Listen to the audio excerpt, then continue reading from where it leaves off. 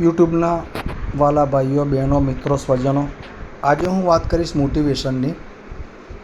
મોટિવેશનનું કહેવાનો મિનિંગ, દુનિયાની અંદર ઘણા બધા, બ્રહ્માંડમાં ઘણા બધા એવા લોકો છે જે કાયમ ભગવાન સામે રોદના રડતા હોય છે, પોતાની તકલીફો જણાવતા હોય છે. મારું રિઝલ્ટ ખરાબ છે, ભગવાન મને સારી જગ્યાએ એડમિશન અપાવો, ભગવાન મારી જોડે રૂપિયા નથી, ભગવાન મને આ બીમારી છે, ભગવાન મારા છોકરાનું લગ્ન નથી થતું, ભગવાન મારી છોકરીને ડૉક્ટર બનાવી દો, ભગવાન મારી જોડે રૂપિયા નથી, ભગવાન મને દેવામાંથી બહાર કાઢો.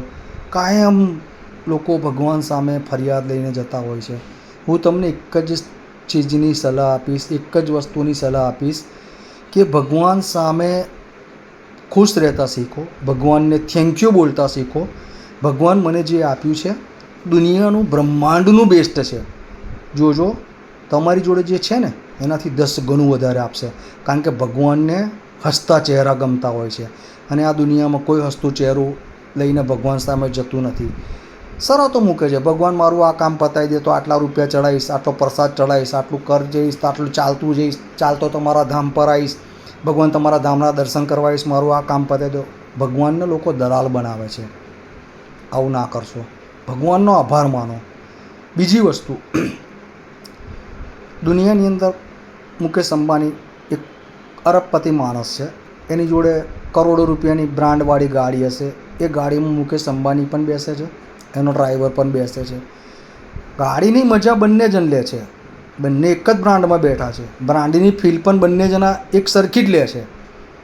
પણ જ્યારે એક જગ્યાએ જવાનું હોય છે ત્યારે ડ્રાઈવર ઉતરીને મુકેશ અંબાણીના ગાડીનો દરવાજો ખોલે છે, અને જ્યારે મુકેશ અંબાણી ઊભો હોય છે ને ત્યારે પબ્લિક મુકેશ અંબાણી બાજુ જાય છે, ડ્રાઈવર બાજુ નથી જતો.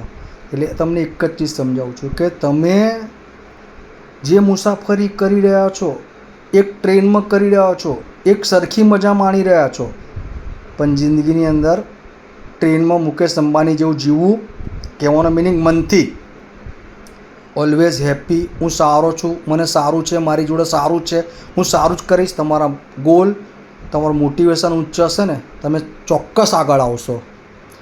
બીજી વસ્તુ, તમે 24 કલાકમાં જે શબ્દ બોલતા હોય છે ને એ બ્રહ્માંડમાં ફરતા હોય છે.